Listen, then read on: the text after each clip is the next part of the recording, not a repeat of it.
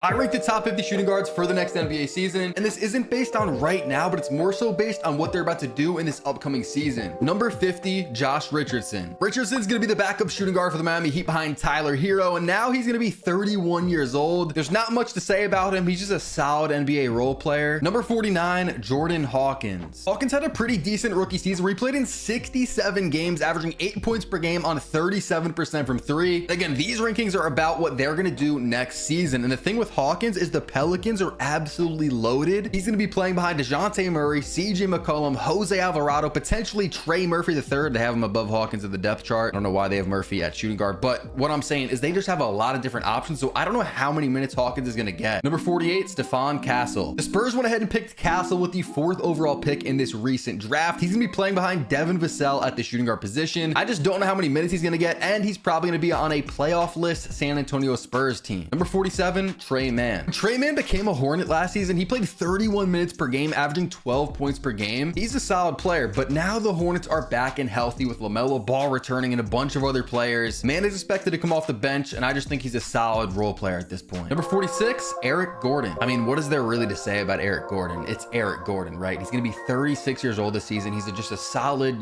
three-point shooter, role player. Not going to give you much defensively. That's why he's this low on the list. Number 45, Luke Kennard. Kennard has just proven to be one of the best shooters in the entire NBA. Last season, he shot 45% from three, and throughout his career in the NBA, he's shooting 44% from three. That is literally insane, but that's about all he can do. If he had other parts of his game that were really good, I'm sure he'd be way higher up on this list. Before I get into these next few players, make sure you subscribe to the channel because we're on the road to 3K subs. And these videos take a lot of research. They take a lot of time to edit, so I'd appreciate if you could subscribe. Number 44, Jared McCain. The 76ers are a pretty deep team. We know Jared McCain is going to be like a 1 or a 2, but this team has Maxey, Kyle Lowry, Reggie Jackson, Eric Gordon. They also have Kelly Oubre Jr. listed as a shooting guard for this season. They also got Caleb Martin. So I just don't know how many minutes McCain is going to get, but I truly believe in Jared McCain as a player, and I think he's going to prove himself as the season goes on. I think there's going to be points in the season where he is a starter for the 76ers team, and he's going to prove that he is a very high IQ player and a very solid role player. Number 43, Nickeil Alexander-Walker. Walker should probably be higher on this list if I'm being honest. But last season, he had 8 points per game, which I probably would say is going to rise a little bit,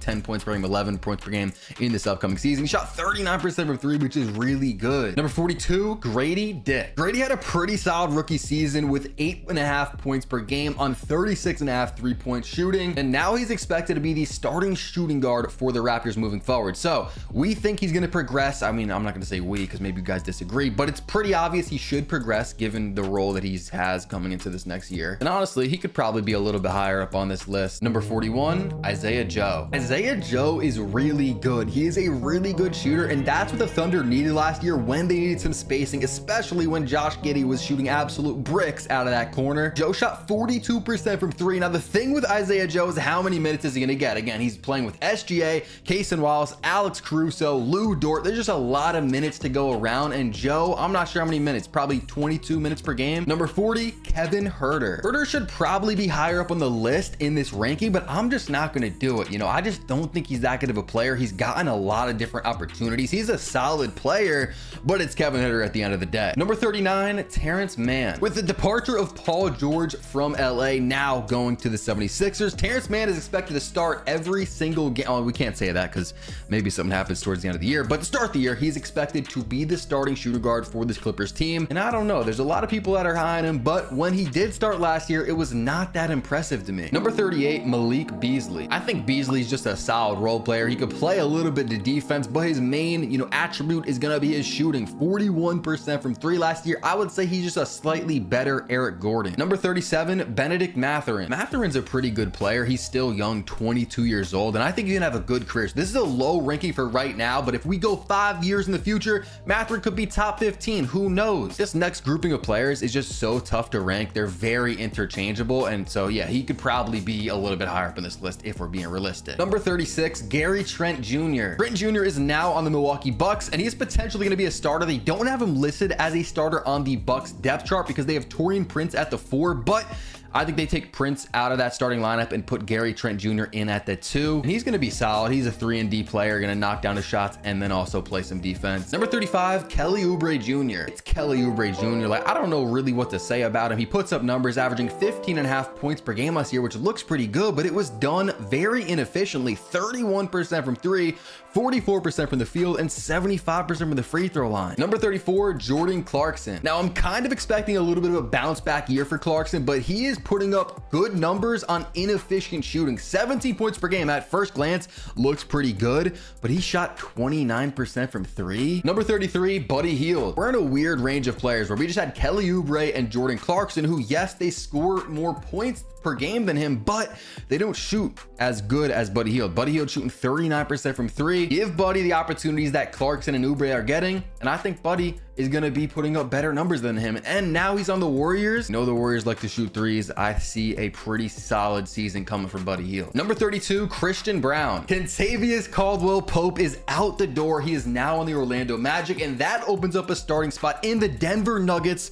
championship contender lineup for Christian Braun. He played 82 games for the Nuggets last year. Every single game he was featured in, but in a lot of them, he was off the bench. Braun is a sneaky tall player at 6'6". You know, if you look at him, you probably think he's a little bit shorter than that. He's gonna play good defense, hustle, and shoot good. He shot 38.4% from 3 last year. Number 31, Caris LeVert. When I was making these rankings, I was talking to somebody about them, just making sure I wasn't crazy, and they were telling me to put Caris LeVert lower on this list. But if you guys have watched Caris LeVert play, the dude is a bucket. 14 points per game last year on pretty inefficient shooting numbers, I'm not gonna lie, but I think he's gonna bounce back. He also had 5 assists per game and 4 boards per game. I am a Caris LeVert believer. Number 30, Norman Powell. Now, although Norman Powell is not the same scorer, he is not the same player as a guy like Caris LeVert. He was so efficient last year, shooting 43.5% from 3. He is a spark plug type player that you just put in the game and hope he can, you know, give you 10 points. Number 29, Jaden Ivey. I wanna put Jaden Ivey higher on this list, but we've seen him now for a few years, 2 years to be exact, and he just hasn't shown us too much. I think his numbers will improve in this next season as he gets a little bit more confident. You know, his minutes were up and down last year, but he's got to prove it to me, and I think he will prove it to me a little bit next year, but I got to see some more from Jaden Ivey before I put him higher on this list. Number 28, Reed Shepherd. This is, I believe, the highest rookie that you will see on this entire shooting guard ranking, and I have him this high because Reed Shepherd is an absolute bucket. In college, if you guys didn't know,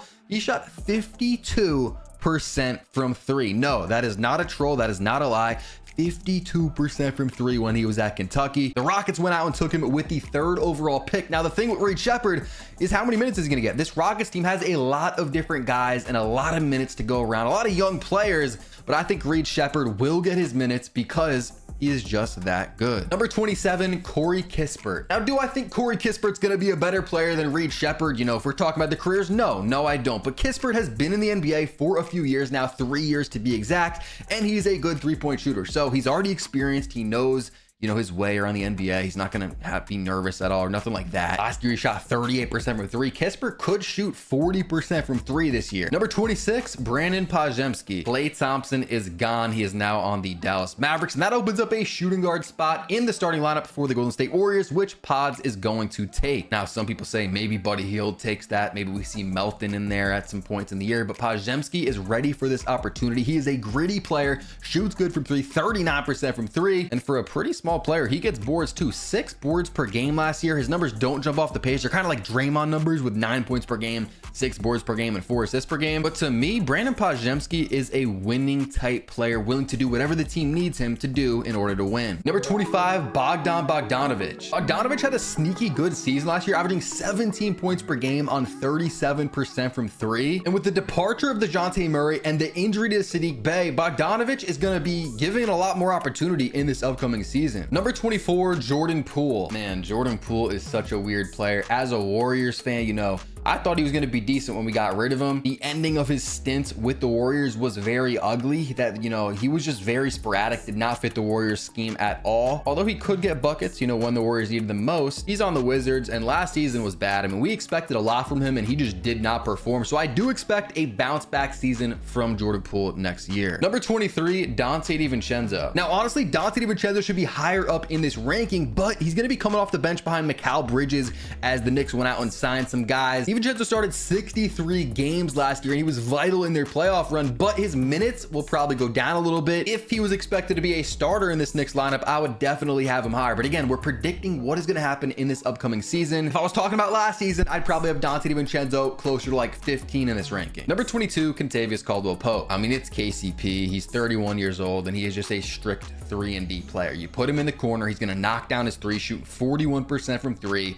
and he's going to play defense. Number 21, Andrew Nembhard. Nembhard proved to be a vital piece for that Pacers team in their conference finals run last season. But in the regular season, he only averaged 9 points per game, 2 rebounds, and 4 assists. Pretty low numbers. So honestly, if we're basing this off strictly numbers that we saw, he should be a lot lower on this list. But I like what I saw from Nembhard, so I'm giving him the benefit of the doubt. I think he's going to have a pretty solid season. If I had to predict his stats, I don't know, 13 points per game. I think his assists probably go up to 5 or 6, and his boards could go up to like 3. Number 20, Marcus Smart. The positions in this video are based on the ESPN depth chart. So whatever position they have, that is what I am going off of. So no, Desmond Bane will not be in this video because Ja Morant's point guard, Marcus Smart is shooting guard. They have Desmond Bane at the 3, which technically is true. Marcus Smart is a defensive player of the year winner, which is very rare for guards. He's going to play very good defense and be able to score and pass for this Grizzlies team. Number 19, Austin Reeves. You either love Austin Reeves or you hate him. I'm somewhat of a believer in Austin Reeves, and I think as LeBron gets older and as, you know, AD continues to be injury prone, although last year he did play a lot, I think Reeves is going to be that guy. You also got D'Lo on that team, but Reeves is expected to take a lot of that load. LeBron's getting older. I don't think he's going to play,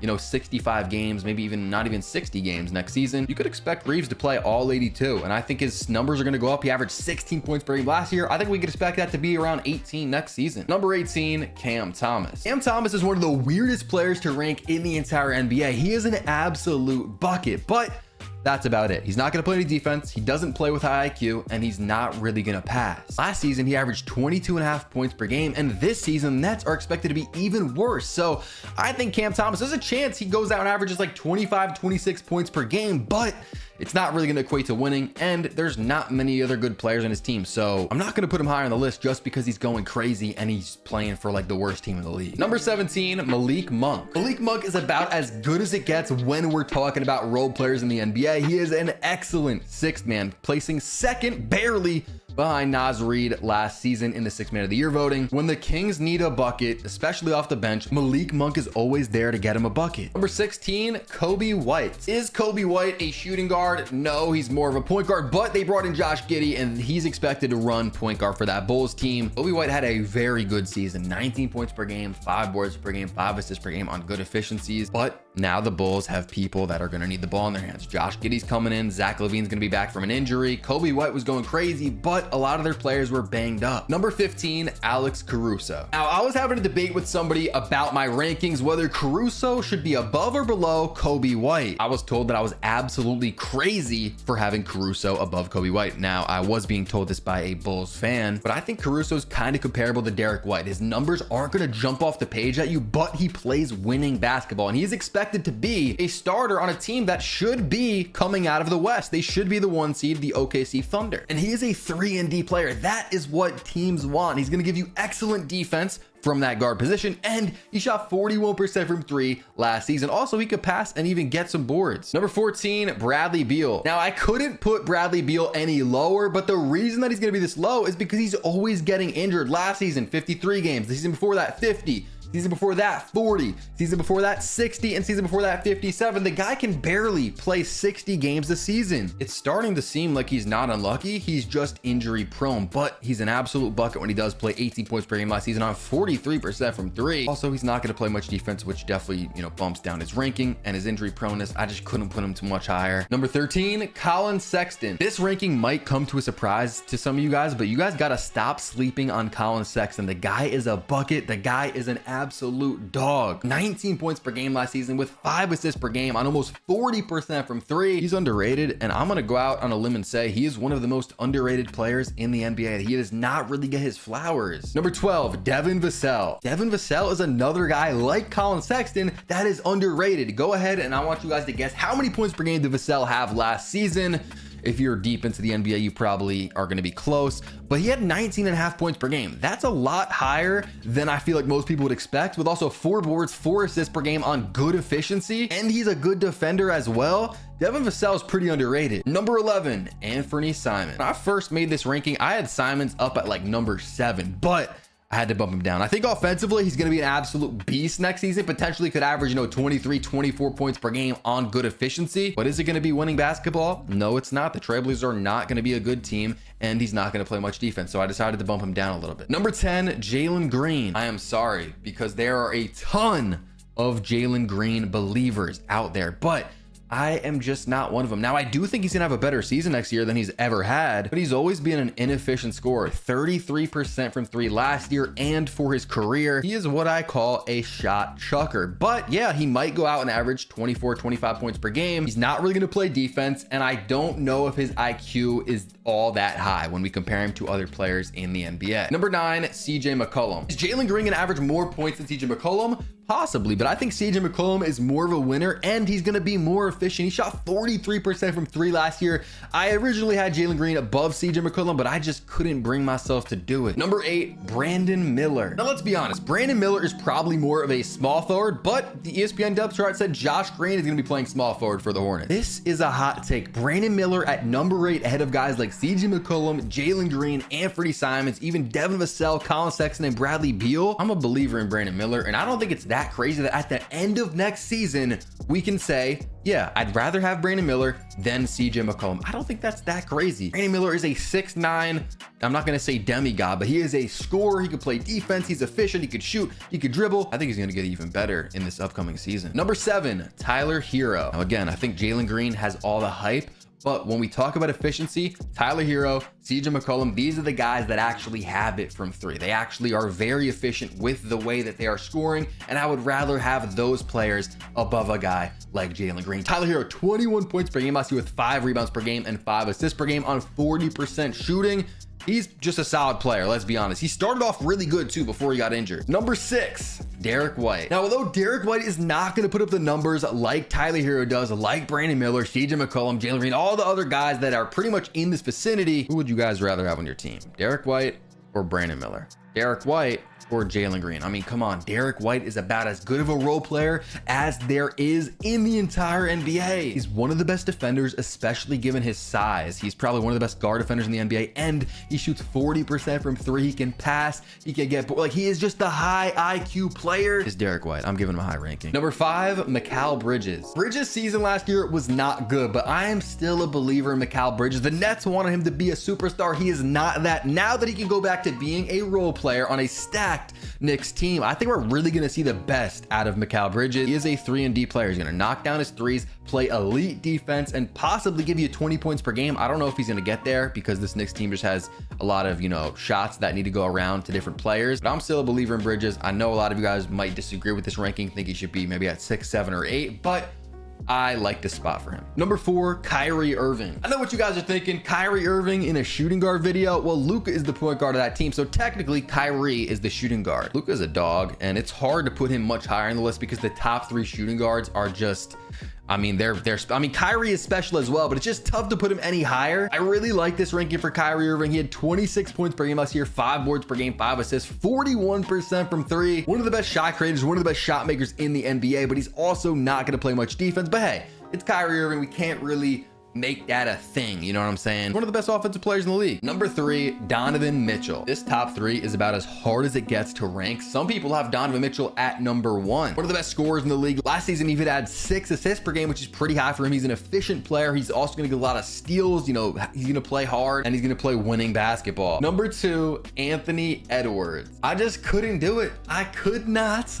put Anthony Edwards at 1, and I already know a lot of you guys are going to disagree, but hey, it's my ranking. You guys want Ant at 1? Let me know in the comments. I know that's the popular pick. He's a flashy player. Yes, he's going to be flashier than the guy that I have at number 1. Number 1, Devin Booker. I mean, we saw it. We saw it in the Olympics. Team USA, Steve Kerr opted to go with Devin Booker in the starting lineup for Team USA with a stacked team, with Stephen Curry, LeBron James, Kevin Durant, Joel Embiid, and Devin Booker was that 5th starter. It wasn't Anthony Edwards. Why?